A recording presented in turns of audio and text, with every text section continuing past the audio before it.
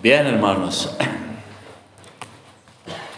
Hay una cosa, hermanos, que yo aprendí de hace no muchos años, pero sí varios años, tanto en el seminario como escuchando testimonios de muchos pastores, y es la necesidad de predicar expositivamente. Es decir, y es bueno tomar un libro y irle dando todos los domingos, investigándolo y hablando de ese tema. Como ya terminamos lo que habíamos emprendido, que era la carta del apóstol San Pablo, yo quiero proponerles, hermanos, que veamos una carta que a veces pues poco se habla de ella, de vez en cuando. Se trata de la epístola de Santiago, la epístola de Santiago. Vamos a buscar en nuestras Biblias y vamos a tratar de hacerlo. Tal vez usted ha leído esa carta, esa epístola de Santiago. Y si no, pues va a tener una buena oportunidad de hacerlo. Epístola Universal de Santiago. Bueno, inclusive hace como ya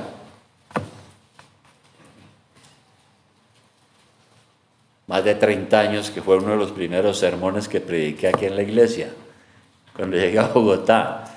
Claro que no es el mismo, ¿sabes? Me refería a otras cosas.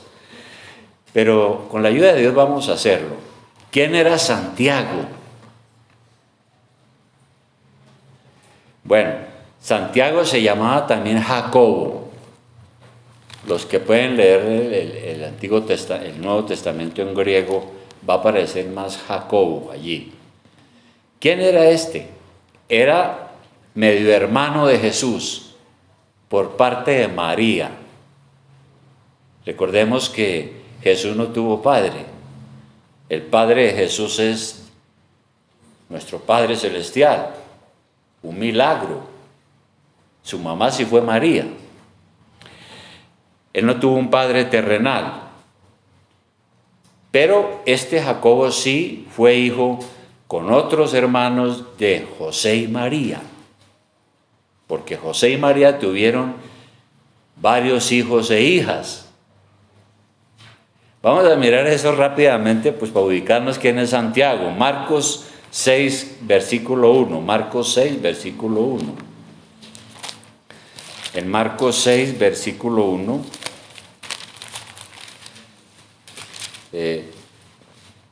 allí está esa parte, dice, Marcos 6, 1, dice, salió Jesús de allí y vino a su tierra, y le seguían sus discípulos. Y llegado el día de reposo comenzó a enseñar en la sinagoga, y muchos oyéndole se admiraban y decían, ¿de dónde tiene estas cosas? ¿Y qué sabiduría es esta que le es dada? Y estos milagros que por sus manos son hechos. ¿De dónde apareció aquí en nuestra tierra con esas ideas? ¿No es el carpintero, hijo de María, hermano de Jacobo, de José, de Judas y de Simón? O sea que Jesús tenía ahí a Jacobo, el del cual estamos hablando, José, Judas y Simón, 4. ¿Y no están también aquí con nosotras sus hermanas? O sea que por lo menos eran 2, ¿no? Y se escandalizaban de él. Bueno, la Iglesia Católica dice que es que nosotros nos inventamos que estos hermanos de Jesús no eran hermanos, sino que eran primos. Y también dicen que no, que era que entre los judíos se llamaban hermanos. No, nada de eso. Eran físicos, hijos de José y María. Bueno. Esta carta fue escrita más o menos en el año 71 después de Jesucristo. Y Jacobo fue muerto por el rey Herodes. Eso está en Hechos de los Apóstoles. Vino una persecución y apresaron a Jacobo y lo mataron por mandato del rey Herodes. ¿A quiénes se dirige la carta? Entonces vamos a iniciar leyendo allá Santiago. La carta dice: Santiago, siervo de Dios y del Señor Jesucristo, a las 12 tribus que están en la dispersión. Salud. Ahora, ¿quiénes son esas tribus que están en la dispersión? Son judíos convertidos al cristianismo que estaban diseminados por todo el Imperio Romano.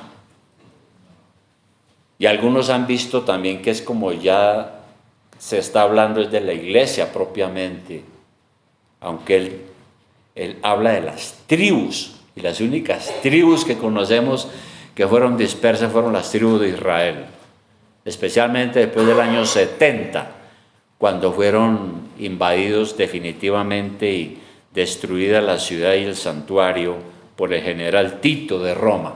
Bueno,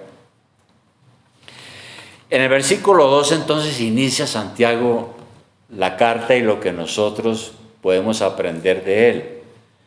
Dice: hermanos míos, o sea, se dirige a la iglesia, a los convertidos, es decir, a nosotros: tened por sumo gozo cuando os halléis en diversas pruebas, dice Santiago. Ahora, esa palabra prueba también aquí en la Biblia se utiliza con la palabra tentación. Prueba y tentación a veces se usan para lo mismo. Y nosotros sabemos que nuestra existencia está llena de dificultades. Este mundo no es un paraíso propiamente, ¿no? Todos nosotros tenemos en este mundo pruebas, desilusiones, dolores. Tenemos pruebas para la fe nuestra. Tenemos seducciones para sacarnos del camino de la vida cristiana. Pero también hay pruebas como peligros, muchos problemas que nos trae este mundo a todos los seres humanos. Hay un dicho literario que dice: unos nacen con estrella y otros nacen estrellados. Sí lo ha visto por ahí, ¿no? ¿Eso qué quiere decir?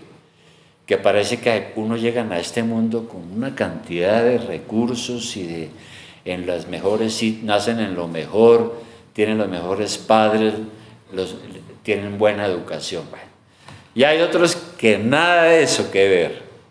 Y la vida desde que vienen a este mundo es ese sufrimiento terrible. Es una realidad de este mundo. Y bueno, nosotros creemos que las pruebas de este mundo son permitidas por Dios. Es lo que nos va a decir aquí Santiago. Y son parte de su plan para nosotros. Ahora, ¿qué tienen de bueno las pruebas? Dirá alguien, ¿no? Si no traen sino sufrimiento, traen problemas. ¿Para qué las pruebas? Yo quisiera más bien no tenerlas, porque me traen el sufrimiento. Pero aquí Santiago dice lo siguiente, ahí entonces en el versículo 3, después de que él habla de eso, le dice a la iglesia y nos dice a nosotros: mire hermanos, alégrense cuando tengan pruebas. 3, sabiendo que la prueba de vuestra fe produce paciencia. Ahí está el primer asunto. ¿Para qué las pruebas? ¿Por qué Dios las permite? El primer asunto es para que desarrollemos la paciencia, para que tengamos aguante y constancia en los problemas de la vida, porque este es un mundo de sufrimiento. El pecado lo ha trastornado todo. El Señor Jesucristo, antes de ir a morir en la cruz, dijo a sus discípulos: en el mundo tendrán aflicción, pero confíen, yo he vencido el mundo. En el Evangelio de Juan lo dijo. Entonces, la forma como Dios desarrolla la paciencia en nosotros es permitiendo las pruebas. Por eso alguien decía alguna vez que si alguien le pide a Dios: Señor, dame paciencia, Dios le dice con mucho gusto y le da un paquete de pruebas. Decía alguien, ¿no? Entonces, hay muchas clases de sufrimientos en el mundo que se convierten en pruebas. Las hay morales, pruebas morales. La falta de gratitud, el desamor, la traición.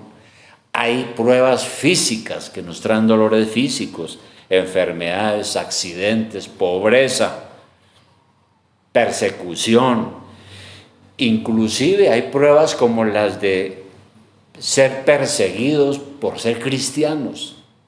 Ahora no tanto, pero uno no sabe si puede venir eso. Pero cuando el apóstol Pedro escribió su carta, su primera carta, que está un poco adelante, exactamente unas 2 hojas, el apóstol Pedro escribió en Primera de Pedro, capítulo 4, versículo 13, lo siguiente. La escribió porque la iglesia estaba siendo perseguida por los romanos.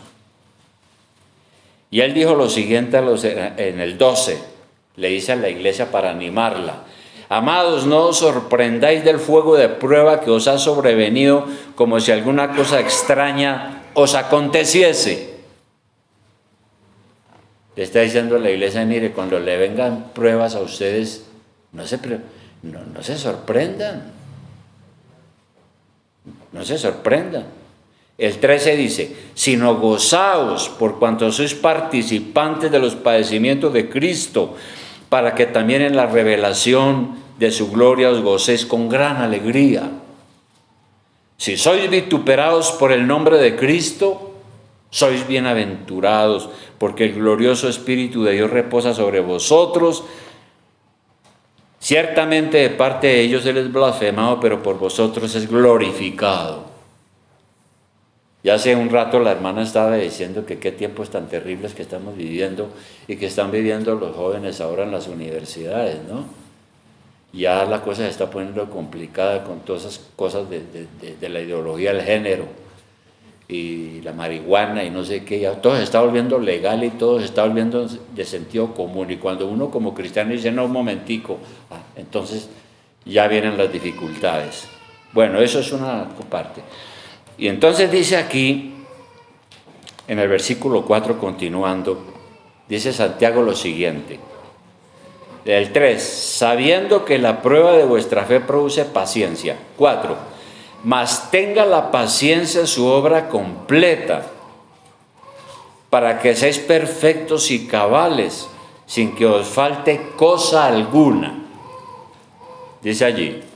Entonces la primera cosa que dice Santiago aquí es que las pruebas sirven para desarrollar nuestra paciencia, para que lleguemos a tener una manera de ser perfecta. Ahora, aquí perfecta no es sin pecado. Lo que quiere decir es que nosotros podamos desarrollar una madurez espiritual. Eso es lo que quiere decir aquí con perfecto, es a lo que tenemos que aspirar. Es el ideal.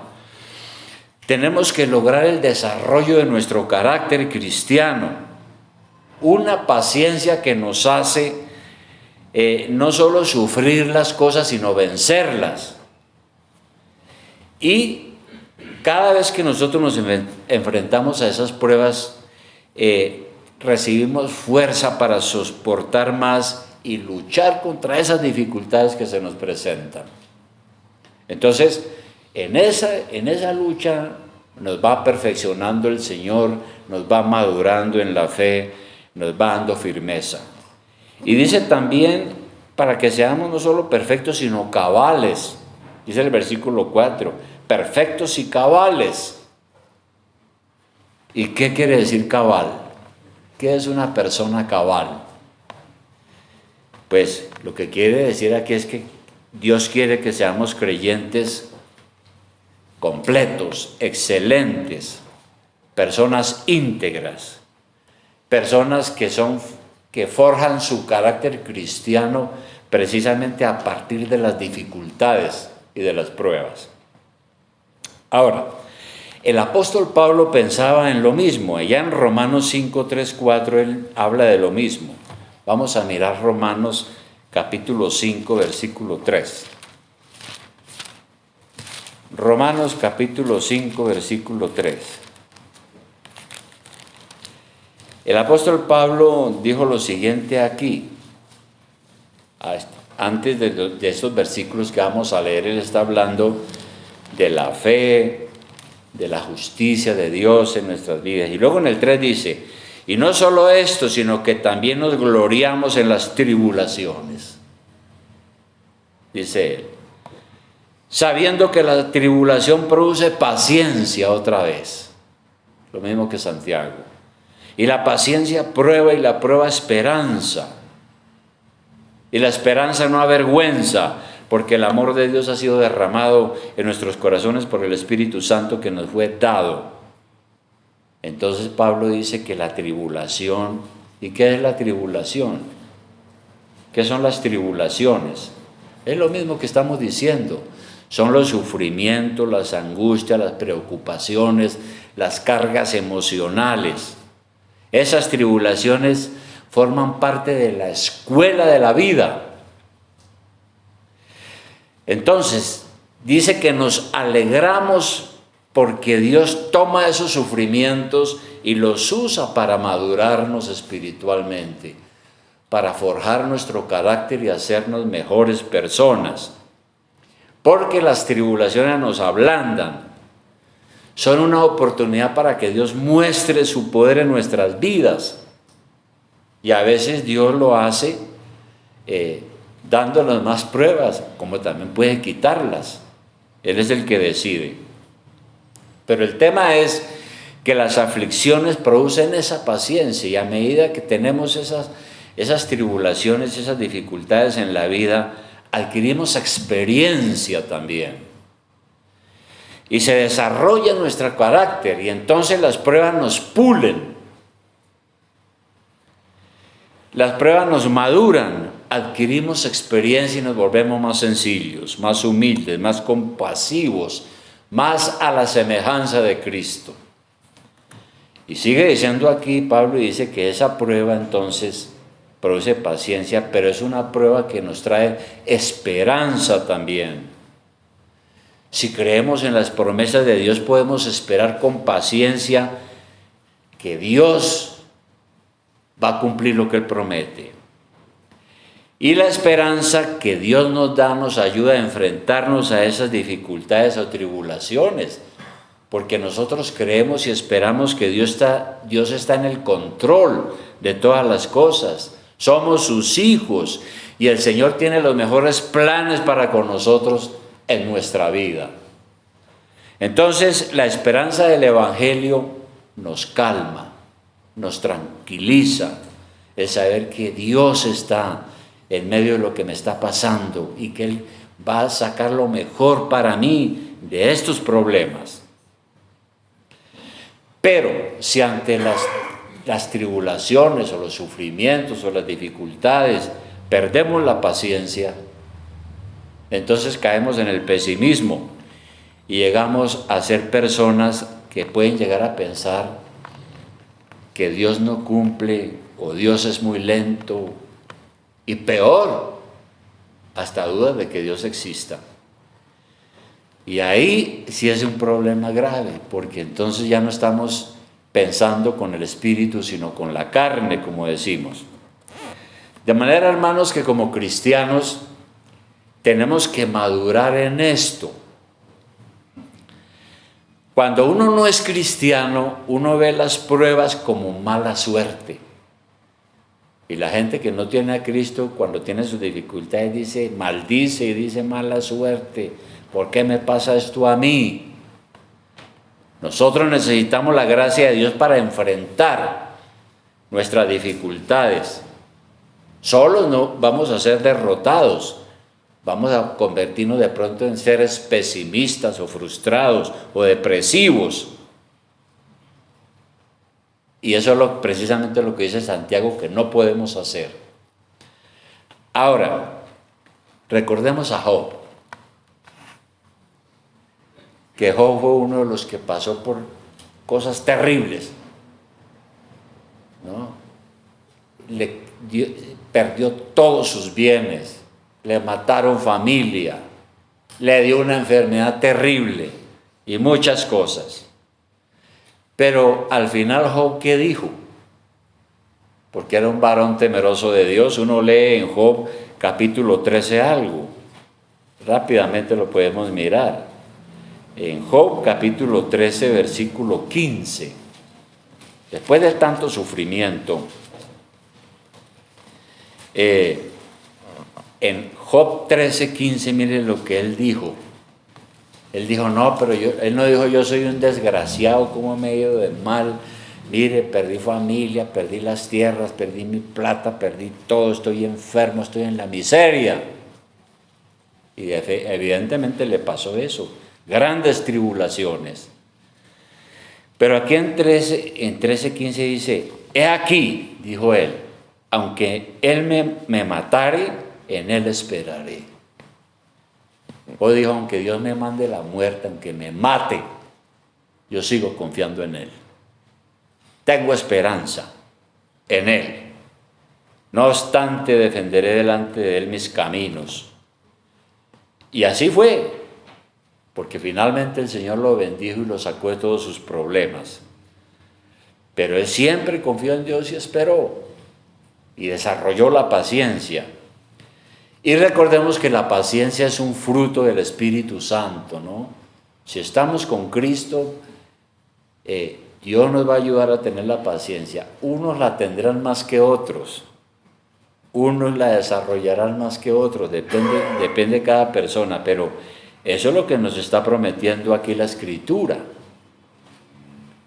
Bien, esa es la primera cosa, desarrollamos la paciencia, pero desarrollamos otra cosa. ¿Qué hace un verdadero cristiano cuando se le vienen los problemas y los sufrimientos y las dificultades? ¿Qué hace? Busca a Dios. Y por eso entonces nosotros desarrollamos la oración. Las pruebas nos sirven no solo para desarrollar la paciencia, sino también la oración. ¿Y qué dice entonces Santiago aquí en el versículo 5, donde estamos en el pasaje? Versículo 5, sigue diciendo, si alguno de vosotros tiene falta de sabiduría, pídala a Dios, el cual da a todos abundantemente y sin reproche, y le será dada. Eso dice Santiago. En este mundo nosotros podemos tener situaciones que nos dejan perplejos, nos dejan desconcertados, y uno dice, ¿y ahora yo qué camino cojo? Y si uno no sabe cómo manejar las pruebas y se confunde, aquí Santiago dice, pues si usted está en esa situación, pídale a Dios sabiduría para que usted entienda su situación. Pida la inteligencia para resolver los asuntos y sobre todo a no dejarse llevar del desespero. Así que Dios nos promete entonces aquí que Él nos va a dar toda la sabiduría que necesitamos en medio de la prueba. Porque es lo que está diciendo. Si alguno de vosotros tiene falta de sabiduría, pídala a Dios, el cual da a todos abundantemente y sin reproche, y le será dada. Se nos promete que tendremos la sabiduría para manejar nuestra situación. Y Dios la da generosamente para que no quedemos confundidos y abatidos en medio de las dificultades, que es algo terrible. Yo creo que todos aquí hemos tenido dificultades terribles. Yo las he tenido y las tuve desde muy joven. Desde uno mira para todas partes y lo que encuentra son paredes infranqueables, ¿no? Y sigue diciendo Santiago aquí en el versículo 6 algo, que esa sabiduría tenemos que pedirla con fe, pero pida con fe, no dudando nada, porque el que duda es semejante a la onda del mar, que es arrastrada por el viento y echada de una parte a otra. No piense pues quien tal haga que recibirá cosa alguna del Señor. Entonces, necesitamos la sabiduría. Aquí dice que se la pida a Dios. y que de seguro podemos estar convencidos de que Dios nos va a dar esa sabiduría. No puede haber duda. Es algo que Dios no va a decirnos que no, porque Él mismo está diciéndolo. Entonces, es para nuestro propio bien y Dios está listo a darnos esa sabiduría. Ahora, esto lo necesitamos todos nosotros y lo necesitan también los jóvenes. Más que todos los jóvenes. Por ejemplo, en Proverbios 2,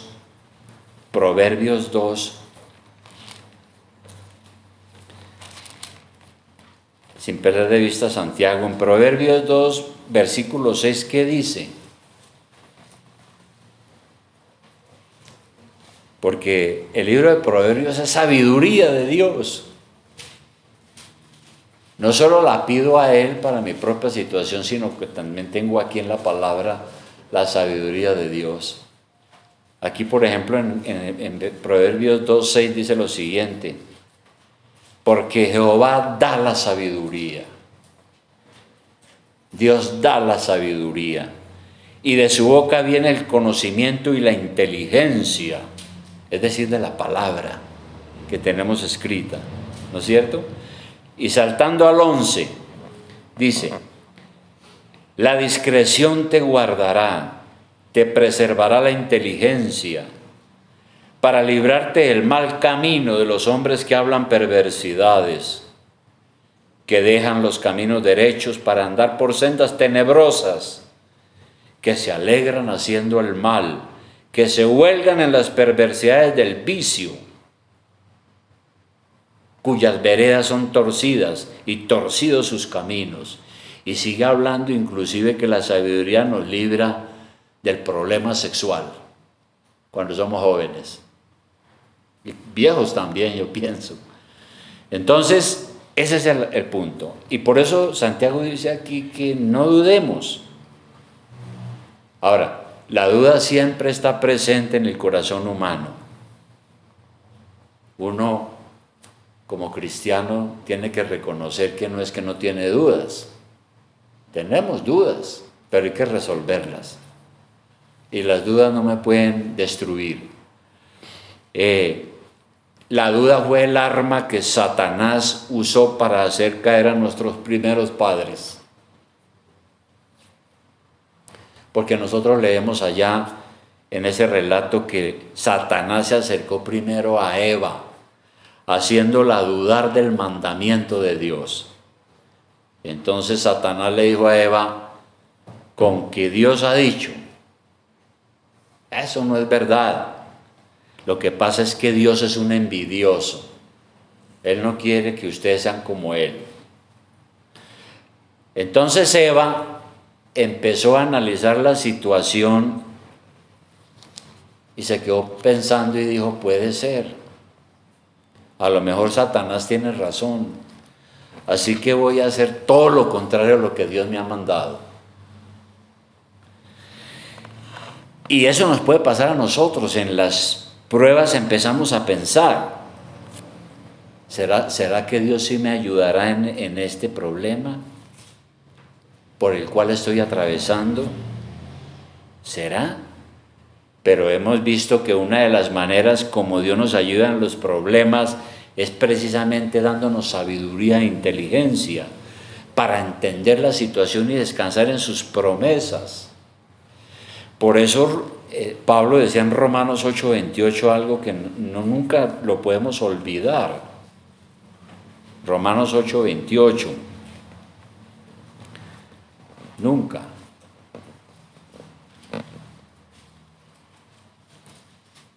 Nosotros decimos estas cosas, ¿verdad? Pero ¿qué tal que a uno le dé un cáncer, se le incendie la casa, le maten a un familiar o quede en la miseria económica? ¿Qué vamos a decir? Y mire lo que dice aquí Romanos 8:28. Sabemos que a los que aman a Dios, es decir, los cristianos, los que han sido salvos, Todas las cosas les ayudan a bien. Esto es a los que conforme a su propósito son llamados. Nosotros estamos en la iglesia y en la vida cristiana porque Dios nos llamó. Y nos llamó con todo el lastre de cosas. Y a cada uno de manera diferente. En tiempos diferentes y en situaciones diferentes. Pero aquí hay una esperanza, dice que los que aman a Dios, los que conforme a su propósito son llamados, todo le ayuda a bien. Al principio uno no se da cuenta y uno dice, no, pero se me murió, en un accidente se mataron mis hijos y yo, ¿cómo voy a aceptar eso yo? ¿Cómo voy a creer que fue Dios? Pero por algo será. ¿Verdad? Aquí es donde la vida cristiana se vuelve real y donde se vuelve de verdad lo que es. Y sigue ahí hablando de que Dios nos ha escogido y toda esta situación. Entonces, en este proceso de las pruebas y las dificultades, confiamos en Dios. Porque si uno está dudando, ¿será que Dios sí me oye? ¿Será que Dios me ayuda? Entonces aquí dice Santiago que el que piensa así no va a recibir nada de Dios. Ahí lo dice, bien. No piense pues quien tal haga que recibirá cosa alguna del Señor. Si uno no confía en el Señor y piensa en Él y cree en Él. Y recordemos que Hebreos dice, en un versículo dice, el que se acerca a Dios debe creer que Dios existe. Yo no puedo orar a un muerto. Estoy perdiendo el tiempo. A un fantasma yo no puedo hacer eso. Estoy perdiendo el tiempo, estoy loco. Yo me acerco a Dios en oración porque Él vive. Y el que se acerca a Dios tiene que hacerlo así. Creer que Él existe y que Él premia a los que le buscan. Y por eso aquí Santiago dice, el que ora lleno de dudas, pues no va a recibir nada. Y luego dice algo más, en el versículo 8 dice, el hombre de doble ánimo es inconstante en todos sus caminos. Pero en el 6 dice algo, en el 6 dice, pero pida con fe, no dudando nada, porque el que duda es semejante a la onda del mar que es arrastrada por el viento y echada de una parte a otra. Y muchos aquí hemos visto cómo son las olas del mar. Está uno parado en la orilla, se levanta una ola, viene hasta la orilla y se retira. ¿No? No es estable. Da contra la orilla y vuelve y se retira. Y aquí lo que está diciendo Santiago es que nosotros podemos parecernos de pronto a las olas del mar, si somos inconstantes. Y la verdad es que no se puede confiar en una persona así. Y menos Dios, porque una persona así inconstante, uno no sabe si mañana amanece pensando diferente. Y por supuesto que si duda de Dios, pues mucho más lo hará en las cosas de este mundo. Y el último punto entonces, hermanos, es que nosotros vamos a desarrollar, si ponemos atención a lo que dice aquí la Biblia, una consistencia espiritual. ¿Qué es ser uno consistente? ¿Qué significa eso? Ser consistente. Eso quiere decir ser uno estable, sólido, firme, de una sola pieza. No que hoy pienso una cosa y a la media hora pienso otra y a la hora pienso otra y mañana ya pienso de manera diferente. Por eso dice aquí, el hombre de doble ánimo, dice el versículo 8, es inconstante en todos sus caminos. Y la verdad en la Biblia en griego dice que la persona inconstante de doble ánimo es la persona que tiene un pensamiento doble. Parece dos personas, piensa una cosa ahora y en poco tiempo piensa de otra manera. En un momento cree en Dios y en el otro momento no cree. ¿Y a qué lo conduce eso? a ser inestable en sus caminos. ¿Por qué? Vive confundido en su mente, inquieto en sus pensamientos, inquieto en sus peticiones, es incierto en su opinión sobre las cosas, es muy variable, y en los asuntos de la fe mucho más. Y es una persona que siempre está cambiando, nunca está en un punto fijo, siempre está lleno de incertidumbre en la manera de pensar, nunca permanece por mucho tiempo en una sola opinión, cambia y se mueve para todas partes, como la ola del mar. Pues aquí la Biblia dice que uno no puede ser así en la vida cristiana. Y yo pienso que uno debe ser consistente en todas las cosas, en el trabajo, en el estudio, en las metas personales y mucho más en la relación con el Señor, ¿no? Y tenemos que orar, tenemos que leer la palabra y tenemos que congregarnos. Bueno, conclusión a esto, hermanos. Queda claro entonces que la tentación o la prueba es lo mismo y que Dios las permite con un propósito. ¿Cuál? Que nos volvamos pacientes, que nos volvamos corajudos, como dicen, para no amilanarse uno, sino enfrentarse a las situaciones. Nuestra vida espiritual no puede depender de cómo amanecemos hoy. Es decir, amanecí triste, aburrido, sin ánimo, entonces no voy a la iglesia, no oro, me importan nada las cosas de Dios y me olvido de todas las promesas. La vida espiritual de uno y la fe en Cristo no depende de esas cosas. El Señor nos pide que cuando nos enfrentemos a las pruebas reconozcamos que Dios las está permitiendo para ayudarnos a crecer. Y así vamos a desarrollar la paciencia, la oración y vamos a madurar en nuestro carácter como cristianos. Va a ser usted una mujer mejor, un hombre mejor. Y si acaso alguien no entiende lo que le está sucediendo, pues pida a Dios que le dé sabiduría para entender lo que le está sucediendo. Y luego afiánzese en nuestro Señor y tenga fe y esperanza. ¿Le ha pasado eso a usted? Yo creo que a todos nos ha pasado. A lo mejor le está pasando en estos días. Tiene usted su prueba, su dificultad, su problema. ¿Qué va a hacer? ¿Está confundido? Pídele a Dios sabiduría. Él dice, pídamela. Y yo le doy bastante. Bueno, entonces la pregunta sería, ¿cómo tomamos las dificultades y las pruebas que la vida nos trae? ¿Cómo toma usted las dificultades? No es como algunas iglesias dicen, no, mire, eso es Satanás, hermano. Reprenda y ya, usted es libre. No es por ahí la cosa. Más bien, lo que está diciendo la palabra aquí es que nosotros no debemos creer en la fortuna o en la mala suerte. No. Inmediatamente recordamos lo que la palabra dice y damos gracias a Dios porque es una oportunidad para ayudarnos a crecer. Y de eso Dios va a sacar mejores cosas.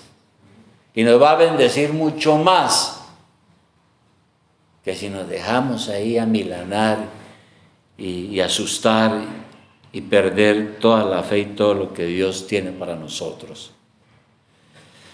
Entonces, hermano, mire, usted ha pedido la sabiduría para entender y actuar según la voluntad de Dios.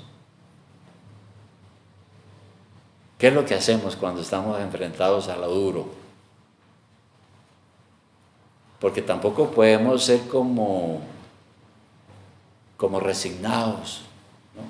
Pues, yo acepto, pero lamentablemente, no, debemos de sacar algo de provecho y Dios quiere bendecirnos y sacar algo de provecho. Si usted no le ha pedido a Dios la sabiduría, hágalo.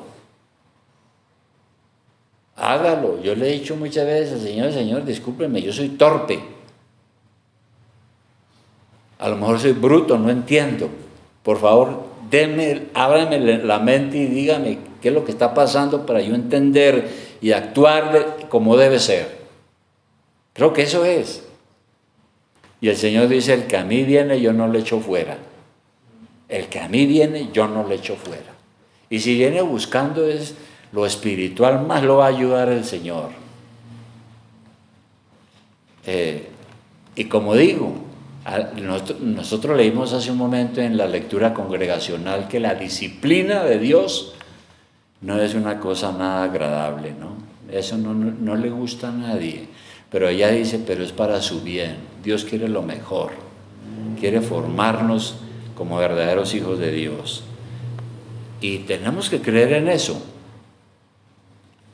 Y pararnos ahí porque no veo otra cosa, hermano. De lo contrario, uno va a salir deprimido, desalentado, desanimado. Yo no sirvo para nada, yo no valgo nada. Dios me está castigando.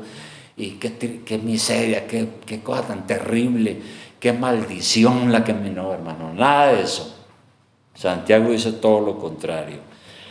Hermanos, tengan gozo cuando estén en las pruebas, porque esa prueba es para bien.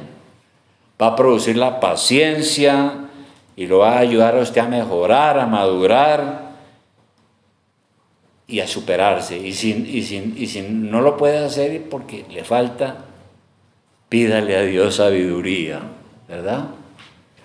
Vamos a orar, hermanos.